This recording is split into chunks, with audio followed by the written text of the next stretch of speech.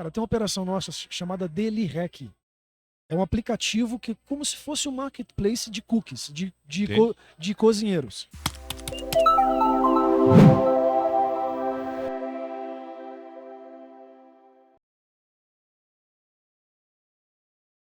Muito bem, estamos de volta aqui no Growth Conference 2022, na sala de podcast do Multicast do Growth Center. Esse programa que aproxima o mundo dos negócios ao growth ou traz um pouco mais de negócios para quem está no mundo especialista do growth.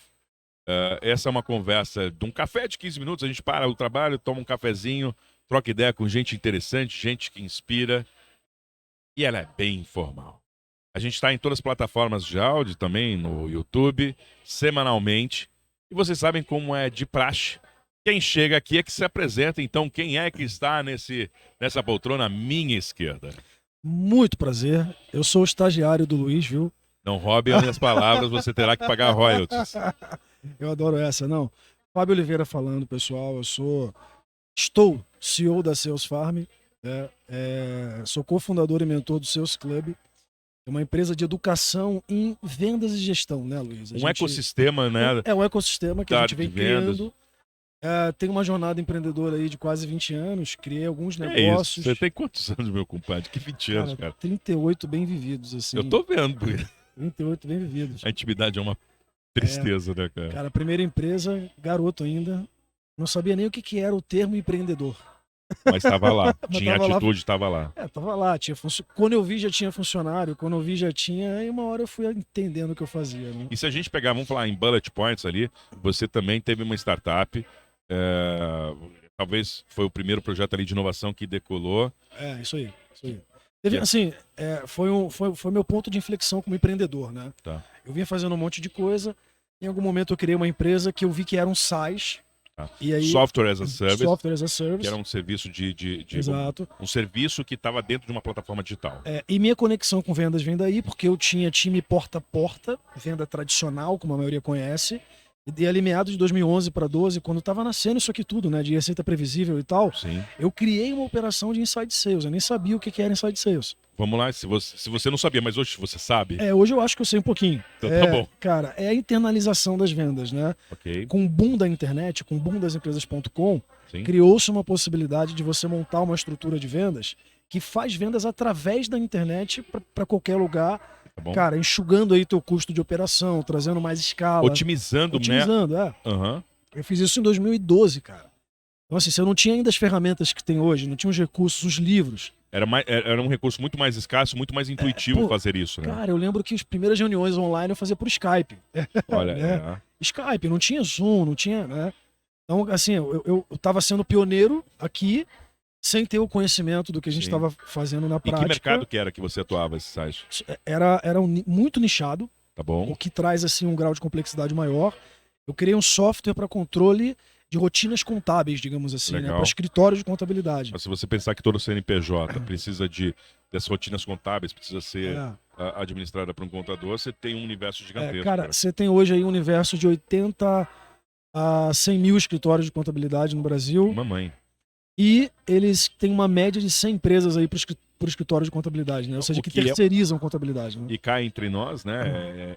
É um trabalho de muito processo, de muita documentação. Muito. E não dá para substituir a documentação. Você pode até hoje. Hoje a gente já tem algumas automações, mas assim, cara, ela tem que existir. Mas sabe uma coisa legal disso? Você pensa assim, cara, e acho que muita gente que talvez vá ouvir pode se conectar com isso, que é assim, todo mundo olha pro seu mercado, Luiz, e tem uma impressão de que, cara, mas eu botar um processo desse de... A gente tá falando de growth, né? De vendas, dessa digitalização. Sim. E o cara pensa assim, poxa, mas pro meu mercado, cara, eu acho muito difícil pensar que dê para fazer isso, porque o meu cliente é muito tradicional. Não, perfeito. Porque, você botou num ponto muito bom, porque tem muita gente...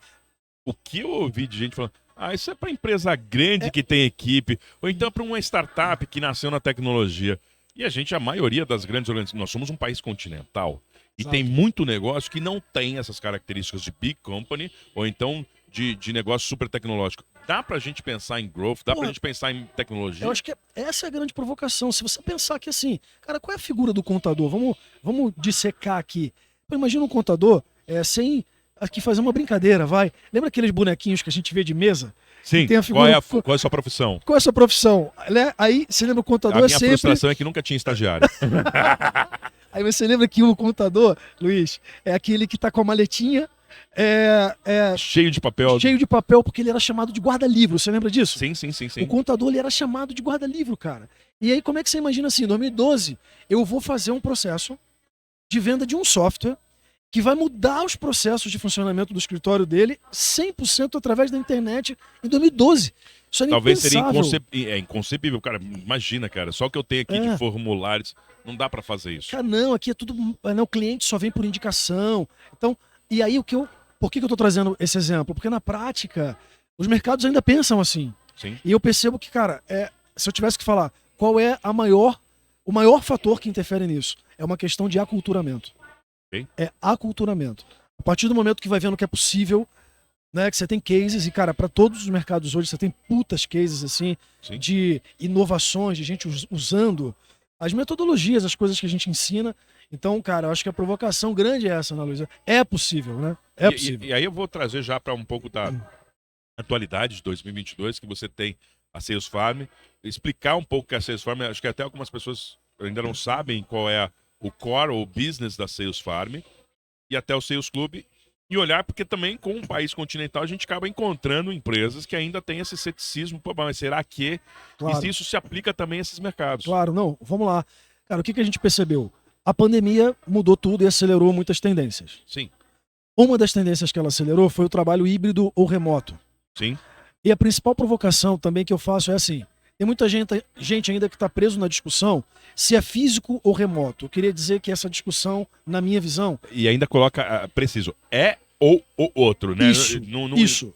Na minha visão, essa discussão, ela não é importante. Por quê? A gente entendeu que eu tenho que criar métodos de gestão, metodologias de gestão que me permitem gerir e fazer o time performar independente do local que ele está fisicamente. Pausa. Processo. Método. E aí, quando eu lembro... desculpa se eu estiver invadindo, mas assim... Cara, vem. Somos empresários, a gente viveu essa dor. E eu tenho pés em negócios altamente tradicionais e negócios mais ágeis ou mais tecnológicos. E uma das coisas que a gente percebeu é que quando existiu a pandemia, que ela foi uma restrição, negócios que eles eram remote first, ele não é remoto, ele é primariamente remoto. Que quando você é primariamente remoto, você tem que criar rituais, você tem que criar um processo, uma dinâmica de comunicação. Eles tiveram uma velocidade de adaptação muito maior. E quando ele fala que ele é remoto primeiro, não quer dizer que ele é remoto sempre. Eu tenho um hábito, ou um modelo e um processo que me facilita. Quando eu olho para vendas, se eu tenho método, se eu tenho processo, código de comunicação, os problemas vão existir e eles vão continuar aparecendo. Mas eu sou muito mais estável se eu os tiver. É isso? Eu tô falando errado, bobagem? Não, cara, eu acho que tem duas palavras importantes nesse processo: adaptabilidade, maleabilidade. Eu penso que não só por uma questão de aceleração da pandemia, mas por uma necessidade de sobrevivência do business, as operações. Quando eu digo operações, eu posso falar de todas as operações, mas aqui a gente está falando da parte de vendas e tal, então vamos até focar nelas. Deixa eu focar nela. A adaptabilidade e maleabilidade nos meus métodos e processos de gestão. Por isso que a Sales Farm nasceu. Cara, o que a gente criou foi uma plataforma que tem métodos, processos exclusivos que me permitem fazer um time performar, ainda que cada pessoa esteja alocada numa região diferente de qualquer lugar. E essas pessoas que performam, elas são... Eu posso considerar, inclusive, um outsourcing de time em cima de um processo, ou o meu time trabalhar nessa plataforma? Eu posso fazer as duas coisas, mas tem um ponto importante, Luiz, que eu acho que até aqui, aproveitando o espaço para desmistificar algo que eu percebo que é um tabu na cabeça dos empresários. Okay.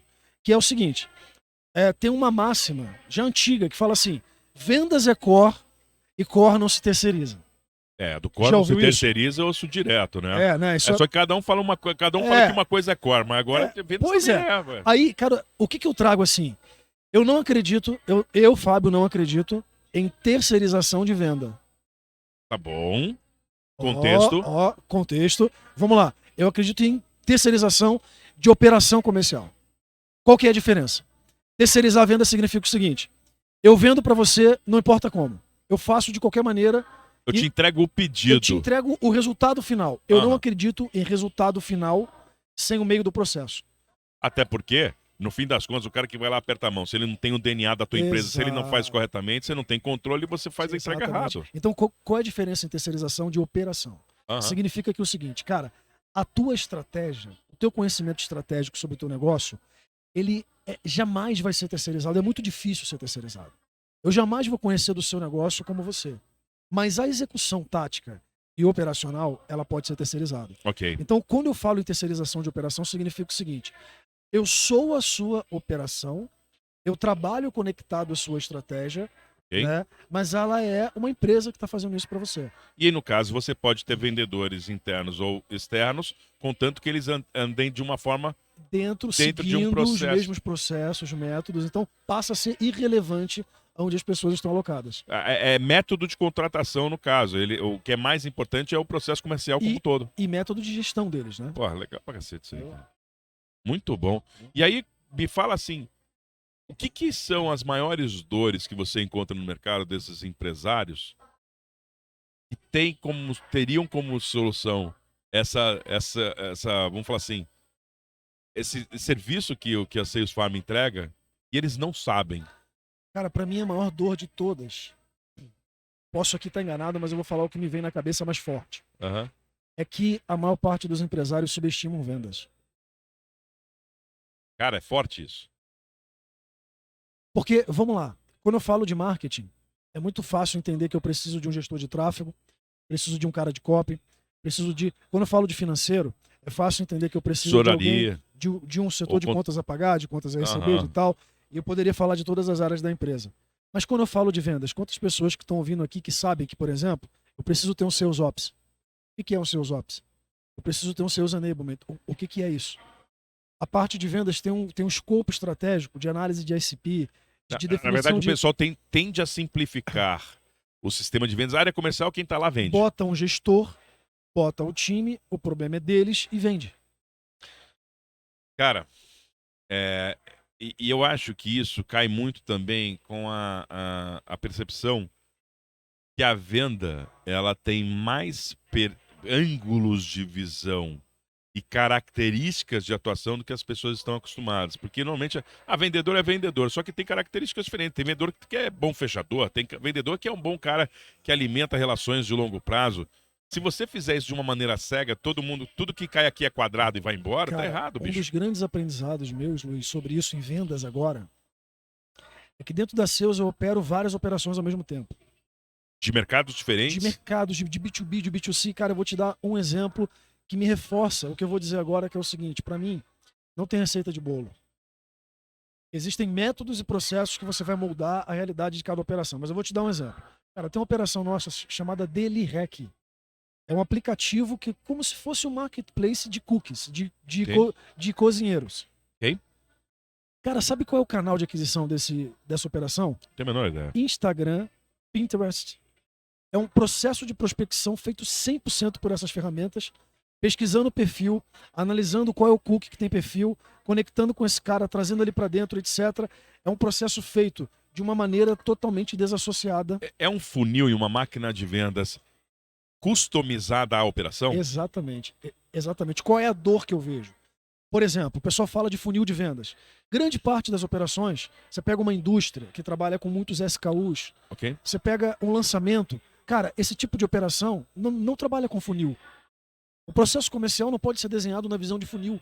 Isso vai burocratizar o processo. E não vai fechar. Não vai. Um cara de, por exemplo, se você colocar um funil muito extenso para um negócio de low cost, Esquece. não vai funcionar. Esquece.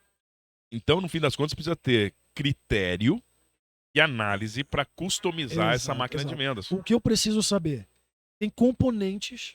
Ok? Agora, como esses componentes vão funcionar naquela operação é que é caso a caso. Perfeito, cara.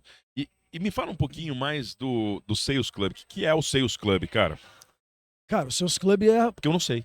Ah, eu sou estagiário dele lá e você fala isso? Pô. Mas o que Cara, é o o Sales Seus Club, Club, cara? vamos lá, o Seus Club, ele vem de uma provocação. O Concer foi o cara que pensou nisso, a gente se fala há muito tempo. A gente reuniu, o sonho ali é reunir os maiores especialistas em vendas para desbloquear todo o potencial de vendas que tem nas empresas. A gente percebe que como as pessoas e os empresários, etc., subestimam vendas, Ok. a gente reuniu pessoas, cara, que executam e vivem vendas de um jeito diferente para levar uma experiência que não seja só de educação puramente, mas de transformação.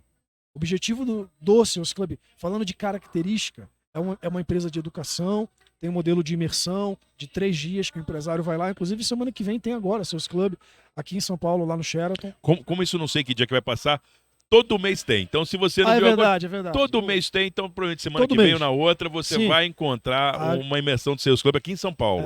Essa gravação é outubro, né? Outubro, a gente tá falando de outubro, vai ter agora ali, mas... Então, cara, assim, tem essas características, mas a pegada ali, o objetivo é transformar essas empresas através de vendas. Ok. A gente percebe que tem muita gente que olha para a empresa, Luiz, e assim, olha muito para gestão, olha muito para diversas áreas, mas não entende que, cara, o principal é vendas, o principal faz a empresa crescer. Então, cara, o Sales Club, ele traz essa parte que é uma contrapartida importante para tudo que a gente faz, pensando até em grupo, né, o que a gente tem, que é, cara, ser o topo de funil.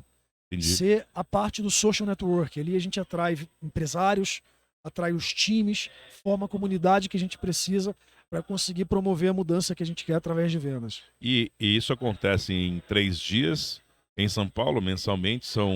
Você tem 4 mentores principais que falam do processo de vendas, falam de growth hacking, falam sobre gestão de negócios, integram todos os assuntos, toda a cultura do pensamento das vendas que desbloqueiam todo o potencial. Tiago Conce, maior palestrante de vendas do Brasil, Leonardo Castelo, o rei do franchise, monstro, Lassance aqui, que é muito conhecido, cara. Sócio e fundador aqui do Growth. Sócio fundador, o primeiro cara de Growth, e eu, cara, e fora todo mundo que participa, cara, assim, né? Tem uma equipe gigante. Tem uma equipe enorme. Lá, eu de vez em quando lá levo uns cafés pros caras lá. Cara, mas tem o Malavota, tem o Mota, tem, normalmente no domingo, que é o último dia. O Léo Simão aparece mentor. lá. Porque, assim, independente das pessoas que estão passando lá, eu acho que é importante dizer que existe uma conexão e uma proximidade que muitas vezes parece distante para o empresário.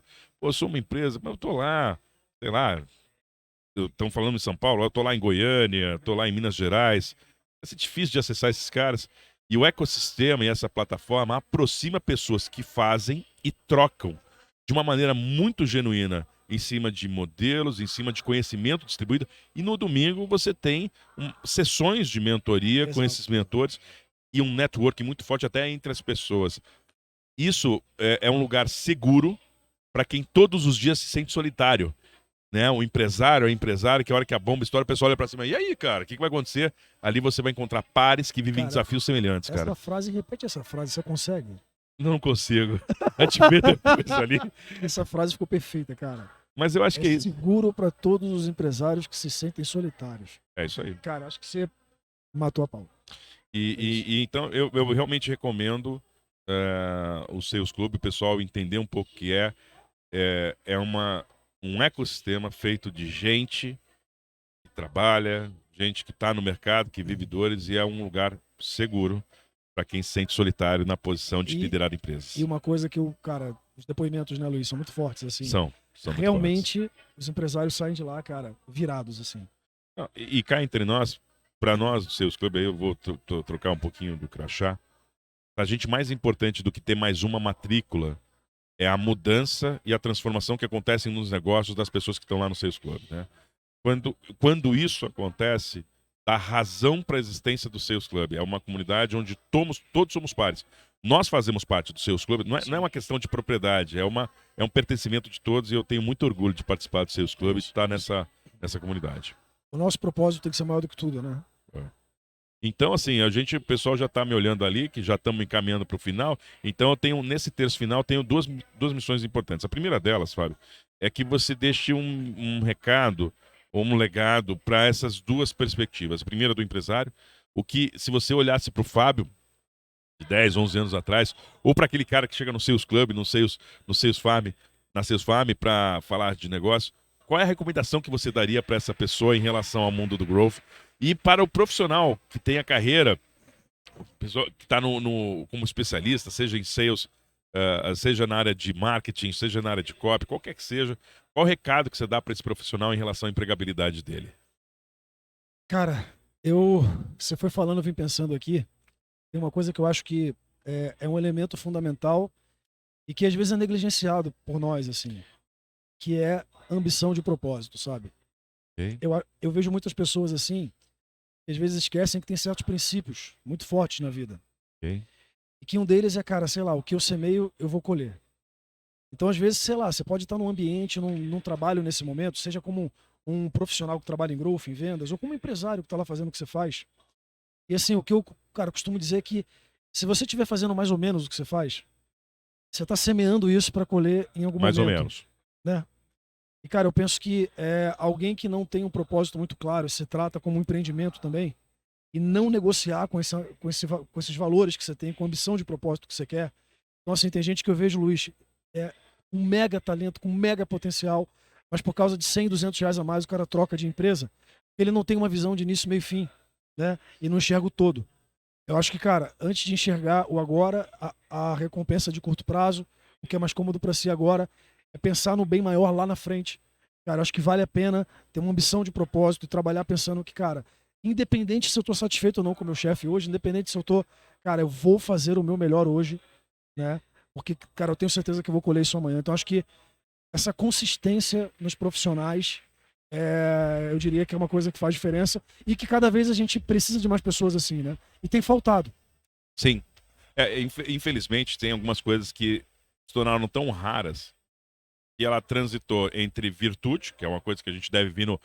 você, não sei se pegou aquela época que tinha itens de série do carro. Hoje já vem tudo, né? Mas na minha época não vinha nem espelho direito no carro, né? Só vinha o espelho esquerdo, né? Mas isso de virtude virou qualidade. Pô, mas esse cara é tão legal, tão bonzinho, então... Porque é raro, é uma pena isso.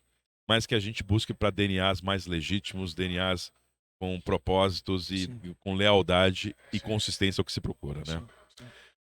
Irmão, agora quando a gente fala de Fábio Oliveira e suas redes, seus negócios e o seu universo, como é que as pessoas que estão ouvindo a gente aqui vão te encontrar e onde elas te encontram? Cara, o principal é o canal no Instagram, fabiooliveira.sf de Sales Farm. Okay. Tem um canal no YouTube também, Fábio Oliveira. Perfeito. Mas o Instagram é o canal que a gente está mais presente ali, responde e tal. Então segue lá, fabiooliveira.sf. .sf. Amigo, foi um prazer ter você aqui nesse bate-papo nosso de café. Certamente já a gente vai ter que voltar para nossa baia, responder algum e-mail, bater o ponto, né? Que é o mundo dos estagiários, já que você quer viver o mundo dos estagiários. E dizer que foi um prazer ter você aqui, a gente falar mais de vendas, falar mais dessa integração de negócios com o mundo do crescimento.